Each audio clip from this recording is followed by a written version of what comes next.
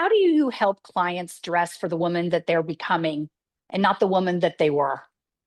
You know, I love this question. So I have a framework that I take my woman through called the Iconic Framework. And the first thing we were just talking about is related to identity. What is your intention? Which is related to who you are internally. What is the message that you are trying to communicate? What is the position? What is the season you are now in? Let's start with the intention because that is the foundation to any Hmm. wardrobe that is going to work for you.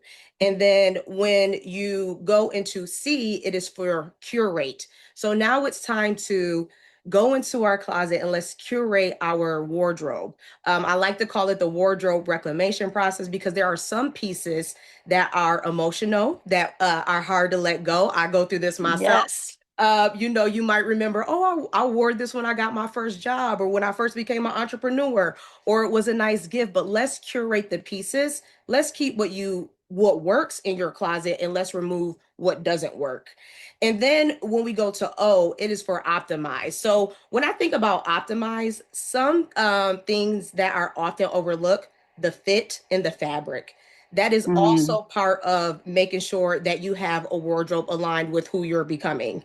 And then after you talk about optimize, we go into navigate. And so this goes back to the changes where our identity is shifting, now our outward is shifting. You're learning how to navigate your new wardrobe, but again, it has to match that inner language.